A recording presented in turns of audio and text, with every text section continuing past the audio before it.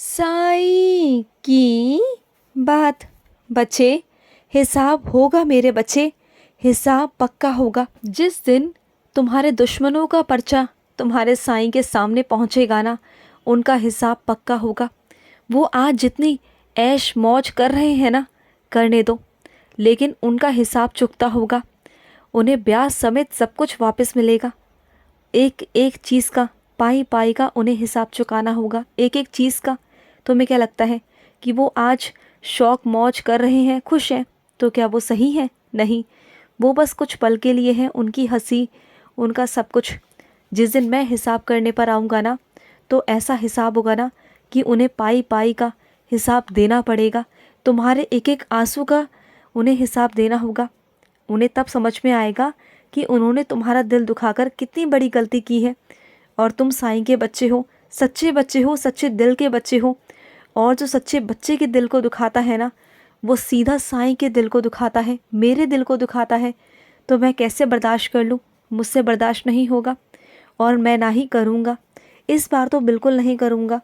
और सुनो, तुम कहते हो ना कि साईं मुझे अपने दिल में जगह दे दो, तो हाँ मेरे बच्चे, मेरे दिल में तो तुम समा चुके हो। मेरे दिल में तुम हो मेरे बच्चे, तभी तो मुझे तुम्हारी चिंता रहती है। हर वक्त मैं तुम्हारा ही चिंता में लगे रहता हूँ कि कभी तुम्हें ये चाहिए, कभी वो चाहिए, कभी तुम्हारी ये इच्छा, कभी वो इच्छा, कभी ये शिकायत, कभी ये नाराज़गी। तो मैं इसी में लगा रहता हूँ, सुनता रहता हूँ तुम्हारी सारी बातें कि तुम क्या करते हो, कब करते हो। मैं सब सुनता रहता हूँ।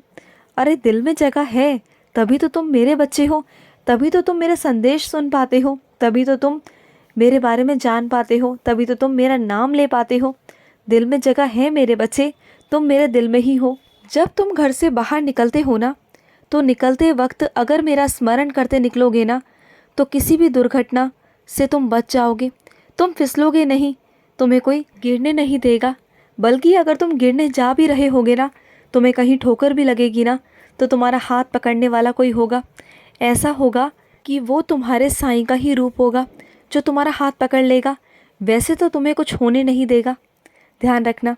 और सुनो, मैं अपने कुछ बच्चों से कहना चाहता हूँ, घर में रोज़ अपने 10 मिनट ही सही मेरे बच्चे, कुछ ना कुछ मंत्र, मेरा मंत्र या मेरा जाप या कोई भजन मेरे बच्चे रोज़ लगाया करो, रोज़। और 10 मिनट मेरे आगे ये विनती किया करो कि तुम्हारे घर के जितने भी सदस्य हैं, उन्हें बुद्धि प्रदान करे और उनका कार्य मंगलमय हो। फिर देखना, इसका फल तुम्हें ये प्राप्त होगा। जिस दिन से तुम अपने घर में रोज़ मंत्र जाप करने लग जाओगे, पूरे घर में तुम भजन करने लग जाओगे, भजन लगाओगे किसी यंत्र के द्वारा, तो देखना तुम्हारे घर में इतनी सकारात्मकता आ जाएगी ना कि सारे बिगड़ते काम बनते चले जाएंगे। वो तुम्हें फल प्राप्त होगा, और तुम भी ना चलते फिरते उठते बैठते मेरा नाम स्मरण करते रहा करो। फिर देखना तुम्हारे घर में कितनी ताजगी, कितनी अच्छी सोच हो जाएगी, सब सकारात्मक हो जाएगा। कर कर देखना मेरे बच्चे, कर कर देखो।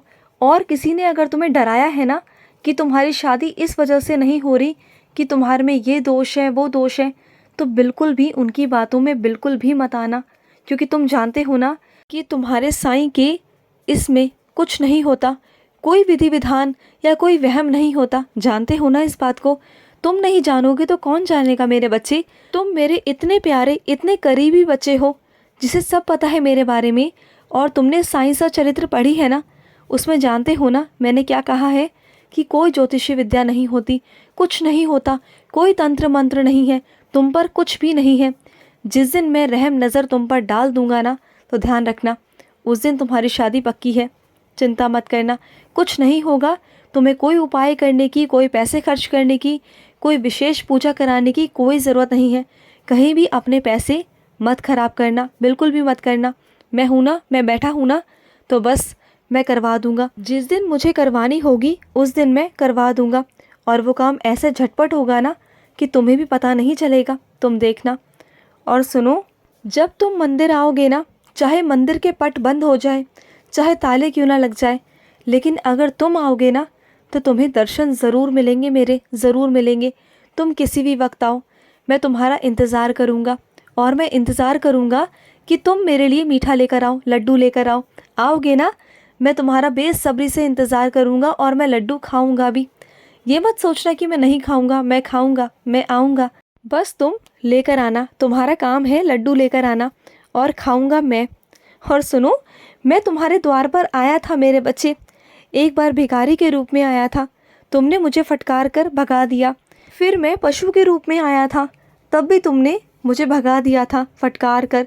फिर मैं चींटी के रूप में आया था, फिर भी तुमने मुझे अनदेखा कर दिया था। तो तुम जानते हो, मैंने वो उठाकर खा लिया जो तुमने फेंक दिया था, और वो मिट्टी लग चुकी थी, लेकिन ना, वो मैंने खा लिया था। बहुत ही ज़्यादा स्वादिष्ट था मेरे बच्चे वो। ऐसा कभी हो सकता है कि तुम मुझे बुलाओ, तुम अपने हाथों से कुछ बनाओ, मुझे निमंत्रण दो और मैं ना आऊँ? ऐसा कभी हो सकता है भला? ऐसा कभी नहीं हो सकता, कभी नहीं। ये दुनिया इधर की उधर क्यों ना हो जाए, लेकिन मैं अपने बच्चे के पास ना आऊँ, ऐसा कभी नहीं हो सकता, कभी नहीं। और सुनो, तुम हमेशा कहते हो ना कि साईं दुख का उपाय बताओ, और भी लोगों से तुम पूछते रहते हो कि दुख का उपाय बताओ। तो मुझे समझ में क्यों नहीं आता मेरे बच्चे कि तुम्हारे पास मेरा नाम है, मेरा नाम का खजाना है। तुम्हारे अंदर ही, हृदय के अंदर ही मेरे बच्चे, वो सुख का खजाना है जो तुम बाहर ढूंढ रहे हो, बाहर भटक रहे हो, इधर उधर लोगों से भटकते हो, पूछते रहते हो। बल्कि अगर तुम रोज़ मेरा नाम जाप करोगे, मेरा मंत्र जाप करोगे, मुझे पुकारोगे ना, तो तुम्हारे अंदर के जो द्वार है, जो अंदर का ज्ञान है, जो अंदर का उजाला है ना, वो अपने आप प्रकाशित हो जाएगा। और तुम्हारे हृदय के अंदर जो मैं बैठा हूँ ना, वो तुम्हें साक्षात रूप में दिखने लगूंगा। और तुम्हारे अंदर ही आनंद है, तुम्हारे अंदर ही खुशी है। तुम देखो तो सही, अंदर, अपने अंदर ढूंढो तो सही। अपने अंदर तुम ढूंढते नहीं हो और दुनिया में ढूंढते हो, जहाँ पर तुम्हें वो ढूंढने से भी नहीं मिलेगा। चाहे तुम कितना भी भटक लो, कहाँ भी भटक लो, कहीं भी चले जाओ, लेकिन मिलेगा तुम्हारे अंदर ही। लौट कर तुम्हें वापस वहीं आना पड़ेगा, अपने अंदर ही तुम्हें तलाशना होगा मुझे, और मैं तुम्हें वहीं मिलूँगा। सुनो, आज मुझे ना गुलाब चढ़ाना मेरे बच्चे। मुझे गुलाब की खुशबू ना बहुत ज़्यादा पसंद आती है, बहुत ज़्यादा। और जो तुम्हारे घर पर इत्र रखा हुआ है ना, मुझे इत्र ज़रूर लगाना, क्योंकि मुझे ना इत्र भी बहुत पसंद है।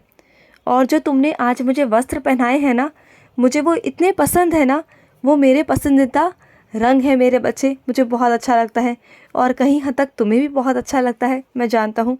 और जिस रंग के तुम मुझे वस्त्र पहनाते हो ना, वो रंग तो बहुत ही अलग होते हैं, क्योंकि तुम्हारे पसंद तो बहुत प्यारी है। मैं जानता हूँ मेरे बच्चे, तुम्हारी पसंद ना मुझे बहुत अच्छी लगती है। तुम जिस भी रंग के मुझे कपड़े पहनाते हो ना, मुझे बहुत पसंद आते हैं मेरे बच्चे, बहुत पसंद आते हैं। और सुनो, मेरी ओर आज देखना, मैं तुम्हें आज दर्शन दूंगा मुस्कुराकर। मेरी ओर गौर से देखना मेरे बच्चे। आज मैंने तुम्हें पहले से ही बता दिया है, आज तो पहले बताता नहीं ना, लेकिन आज बता दिया है। और सुनो, अपने ना, मैं कुछ बच्चों को समझाना चाहता हूँ। जब मैं तुम्हें अपना बनाता हूँ ना, तो मैं परीक्षा तो लेता हूँ ना मेरे बच्चे।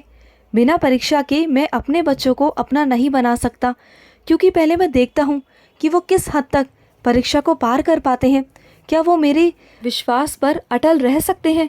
तो मैं परीक्षा तो लेता हूँ, मैं देखता तो हूँ कि मेरा बच्चा किस हद तक सबूरी कर सकता है, उसका कितना सच्चा मन है, कितना धैर्य है उसके अंदर।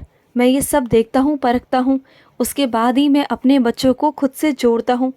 खुश रहो, तुम प्यारे बच्चे हो मेरे, बहुत प्यारे। आज का साई संदेश समाप्त हुआ।